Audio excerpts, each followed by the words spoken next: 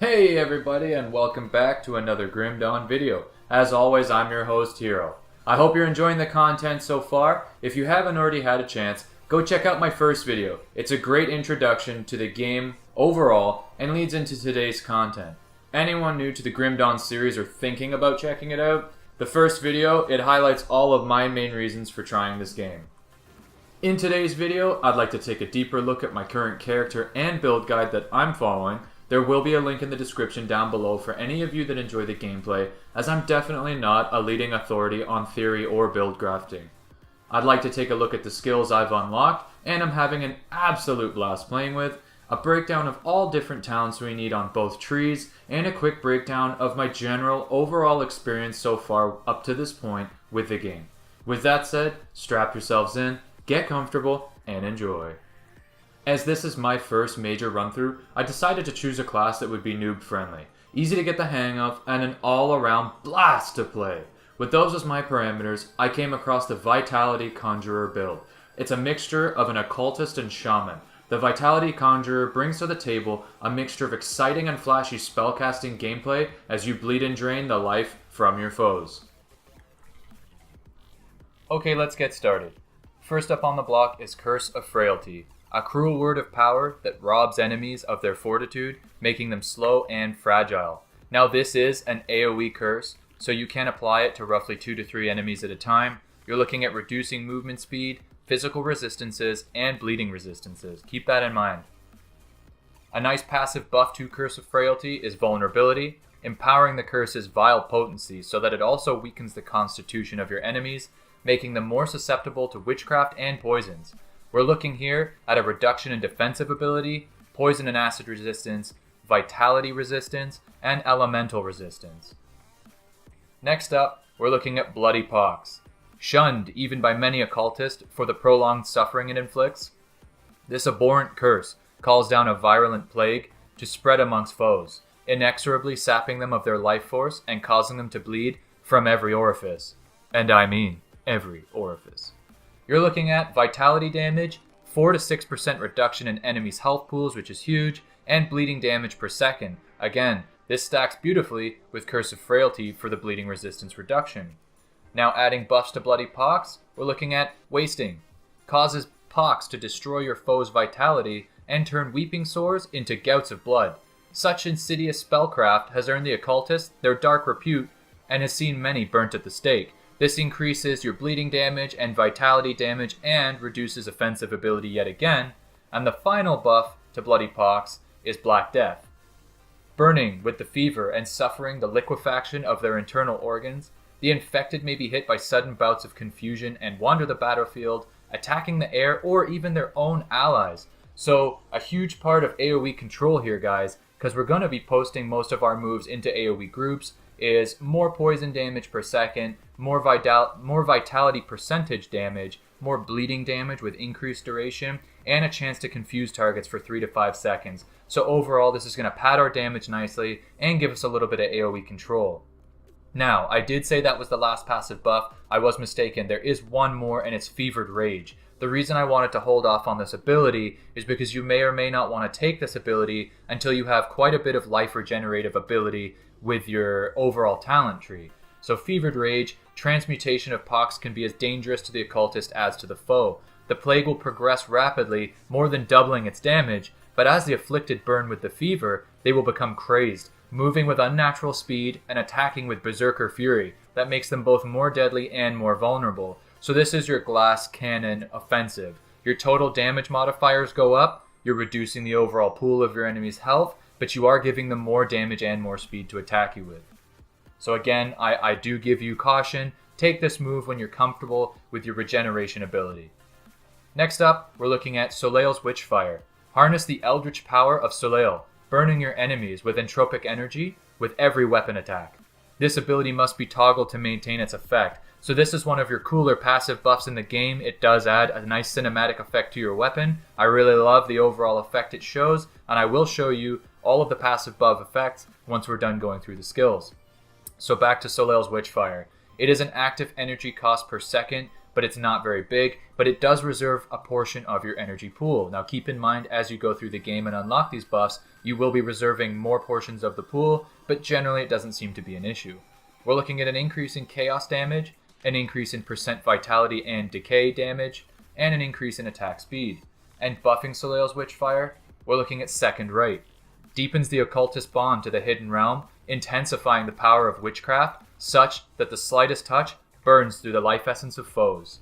We're looking at an increase in the energy cost per second and the reservation cost. Again, not such a big deal, but we're increasing our vitality damage, our vitality decay, more chaos damage, and more vitality resistance.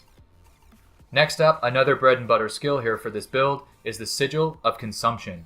Creates an occultist sigil on the ground that consumes the life force of enemies caught within its power, returning a portion of the damage dealt as health to the occultist. Now keep in mind, returning damage dealt as health to the occultist, this, like I said, is bread and butter, as it's going to help with our regeneration. So we're looking at an energy cost of roughly 46, but no reduction to the overall pool itself. 2.4 second skill recharge, but we're looking at increased vitality damage, percentage of that attack damage converted to health, but it is a very small meter radius. So something I do suggest to you guys here is casting this right in front of your character, if not directly under your feet if you can, because most of the time, once you've started your rotation on an AoE pack of enemies, they will swarm to you, so by the time you throw down Sigil of Consumption, they're either going to move out of it or be nowhere near it in general, so it's better to put it right in front of your character or under your own feet. Now buffing Sigil of Consumption, we're looking at Destruction. Imbues the sigil with the destructive power of chaos itself. For a small increase in energy cost, we're getting an increase in fire damage and chaos damage. Now the last on the list here, and one of my favorite portions of this build, is your very first exclusive skill. Now you can only have one exclusive passive skill at a time. Possession allows your body to act as a mortal vessel for the witch god Soleil. The spirit of Soleil radiates through your body, fortifying you against attacks as it magnifies your occultic powers. So we're looking at damage absorption increase, chaos damage increase, percentage damage increases to acid, vitality, chaos, poison, and vitality decay, more chaos resistance, and 100% skill disruption protection. That just about goes over all the main skills I will be using in this build, and the build that you will also be following in the description below.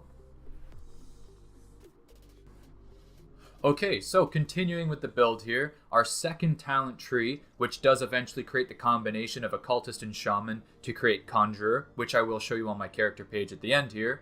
First up, we're looking at Mugdragon's Pact. Call upon the beast god Mugdragon to bestow nature's blessing upon you and your nearby allies. This is another toggle effect, okay? So we're looking at energy reservation once again, but this move brings to us a little boost to physical damage, health regeneration per second, and energy regeneration per second. Remember what I was saying earlier, guys, about that health regeneration per second for when we're using Fevered Plague.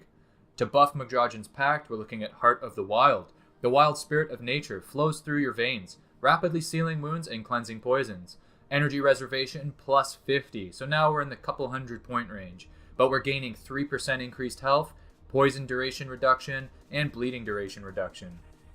One final buff to Mugdragon's Pact is Oak Skin. Take on the aspect of ancient trees, solemn, ageless titans that have outlived civilizations, bestowing additional protection upon those under Mugdragon's blessing. We're looking at an additional 50 energy reservation for this move, increased health regeneration by 6%, which is absolutely massive for our survivability, more armor, more increased pierce resistance, and 10% to all retaliation damage. Next up, we're looking at Devouring Swarm, another bread and butter skill of this build. Out in the wild, one must do whatever it takes to survive. Some shaman conjurers take this lesson to heart by conjuring a voracious swarm which hungrily tears apart anything it comes into contact with, inflicting grievous wounds and exposing vulnerabilities. We're looking at a small energy cost with a 3-second duration and a 100% chance to pass through enemies. This is another AoE damaging ability that gives us vitality damage, bleeding damage per second to stack with our bloody pox, 20% of attack damage converted to health to also stack with Sigil of Consumption, a minus 10% vitality resistance and bleeding resistance to the enemy. So all in all, between the Shaman and Occultist tree, some of our moves are now starting to buff each other back and forth. Now we don't take too much else in this tree, but let's continue on. We're looking at Wendigo Totem. The Wendigo Totem represents a darker side to Shaman rituals, embracing the vicious duality of nature. One must die so that another may feed and live. Once placed, this totem will drain the life force of nearby foes, all while creating a soothing aura that heals allies. The totems are taboo to most tribes, though as primal hunger spirit invoked to power the totem is perilous to control and has driven many shamans mad, filling them with an insatiable hunger that inevitably leads to cannibalism. Now I don't know about you guys, but my hunger has always been insatiable. Wendigo totems scale with player damage bonuses, so this is a big buff because all of our other passive buffs are going to increase Wendigo totem's overall ability. Now, it's going to give us a 0.5 second skill recharge with a 5 meter radius and 2% plus 30 health restored. So once it goes down, it will do some damage, but it will also create a casting buff of healing for us. Now, buffing Wendigo's totem, we're looking at Blood Pact. Seal a pact with the Wendigo spirit inhabiting the totem. So long as you stand within its aura, your taste for blood will be insatiable. So we're looking at increased vitality damage percent, vitality damage overall, bleeding damage percent with more increased duration, vitality decay percent with increased duration, and more chance of 5% attack damage converted to health. So now we're looking roughly at around 45-50% of attack damage converted to health if you're keeping track with the other buffs. Now the only other moves in this tree that I haven't been able to get to just yet is the main damage boost to our build, which is one of the most cookie cutter parts of this build, is Storm Totem. Channeling the power of the storm is one of the most sacred rites of the Stormcallers. With sufficient practice, a shaman can imbue a totem with destructive force of lightning, causing it to rapidly fire off electric bursts at nearby foes. The damage of storm totems also scale with damage bonuses. Like we said with Wendigo Totem, we're looking at padding the damage nicely here. Now you're looking at a 5 second skill recharge with a 3 summon limit, which means we can have up to 3 of these totems at a time with only a 45 energy cost. Storm Totem attributes, it lives for 12 seconds, but it strikes up to 3 targets and does anywhere from 140 to 300 lightning damage as of this point in my gameplay, and 106 electrocute damage.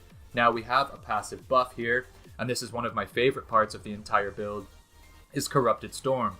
Twisted shamans, obsessed with the power of the Wendigos, can corrupt a storm totem to unleash hungering bolts that sap vitality from foes. We're looking at 100% lightning damage converted to vitality damage, really rounding off the necromantic feel of this build, guys.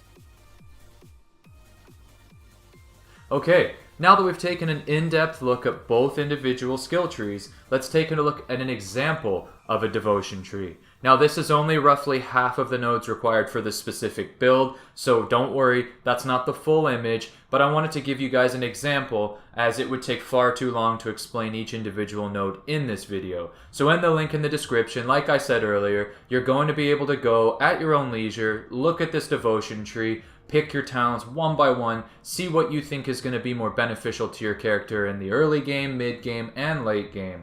So your devotion tree, you earn points to spend on this page by playing through the game. You're going to kill mobs, pick up rare resources and aether crystals, and you're going to find these shrines. So it's really important for you to explore and really try to clear these shrines because every single point counts, and it's a super important tree to giving your character padded passive buffs and skills. Okay, so as promised earlier in the video, I'm going to show you my character page now. As you can see here, the mixture between Occultist and Shaman creates the Conjurer class. This is one of the hybrids that I had mentioned in my first video on the series here, and there are many different combinations, guys, and if you would like me to cover all of the different combinations, let me know in the comments down below, and in the next video, I'll make sure to throw in all of the different combinations. Now, in terms of stats, I've pumped all of my points into Physique. Not only does the guide suggest this, but in general, you do get most of your damage from your gear anyway, so you can spend all of your points into buffing your overall survivability, because your physique increases your health pool and your health regeneration. Combat stats, again, none of this is optimized. I'm very low level right now, I'm really enjoying the game, and I will be making yet another video again when I'm in the 50 to 60 range, so that way you can see a little bit more of my endgame build slash gear. None of the gear I have right now is the optimized gear, but as you can see, I'm looking for certain stats like health boosts and defensives, vitality damage percentages, Physical damage converted to vitality damage. So physical, again, attack damage converted to health damage here. So basically overall, I'm looking for anything that's going to boost my defensive ability and anything that's going to give me health regeneration, and then damage as an afterthought. Once again, I said I would show you some of these skills themselves, and so you can get a chance to take a look at the animations, which are, honestly, I absolutely love it. I think the animations in this game, although graphically it's not the most superior title of all time, I think the animations look fantastic. I'm a big fan, like I said already, of the necromantic style, all the curses, and just the overall evil nature of this build. As you can see, I found this awesome sword, and this baby glows red on its own. I don't even need to put anything on it. It already glows red, and so does my offhand, luckily. And now I will show you what some of the buffs look like. So in order, Possession, which I said earlier is your exclusive skill. Absolutely love this animation. Enjoy. Alright, so not only does that have an amazing first initial animation, but then it leaves you with this really cool aura of just demonic looking energy. Next up on the list, we have Soleil's Witchfire. Yet again, more animation on the weapon. Now you can see my weapon is not only glowing but also sparking, which is pretty cool. My character officially looks like the baddest man on earth. And then the only buff we have left at this point is Magdragen's Pact, and this is going to be one of our defensive buffs. You can't really see it, but if you look closely enough, you can see the leaves that are traversing around my character here. Now in terms of some of the attacks, first up on the list, we'll look at Devouring Swarm. As you can see, you shoot out a swarm with the demonic energy around it, which I think is really cool. But this is one of your cookie cutter attacks. Next up on the list is Sigil of Consumption. As I said earlier, you generally would like to place this in front of your character, if at all possible. Again, amazing animation. I absolutely love the fact that it glows and flashes while all the skulls are shooting out of there. If we take a quick look at that again, you can see all the skulls shooting out of here. I think this is a really cool looking animation. It's definitely one of the best designed in the game, in my opinion. So let's say we're going to shoot out Devouring Swarm and then put a sigil underneath. You can see the damage ticking off, and we're also going to get health regeneration from this. Next up on the list, Curse of Frailty. You're not really going to be able to see too much other than this awesome little symbol above the enemies' heads, and when there is more than one enemy in the area, you will see it hit at least 2 to 3 enemies. So after that point, we're looking at Bloody Pox. So Bloody Pox, you can't really see too much, but it definitely looks like some kind of acidic curse cloud going on, and you can see that it's ticking off pretty fast there. Next in our talents is Blood of Dreeg. This is just a self buff / heal. As you can see, it just shoots a little green orb around you after the initial effect. Last on the list of spells I have currently is the Wendigo Totem, which is another awesome effect. I love the fact that it already looks cursed and demonic. Very cool effect here. Again, like I said, this build itself has some of the best looking animations and skills in the game. Up until this point in the game, I've really been having an excellent time. For an action RPG that isn't AAA produced, Grim Dawn's truly been a pleasant surprise. I love the ragdoll physics and the attack animations, and part of this game's charm is that it's not overly sharpened and prettied up. It's dark and gritty, and it really brings me back to the good old days of, the D2 days. With that said, I really appreciate you all taking the time to watch this video. I know it was a long one, but I was having such a good time putting it together for you all that I really did lose track of time. If you enjoyed the content today and you have any questions for me about the game or my experiences so far, leave a comment down below with some feedback or your questions. Please don't forget to destroy that like and subscribe button. Check out my last video. I hope you all have a fantastic weekend, stay safe, and I'll see you all again in the next video.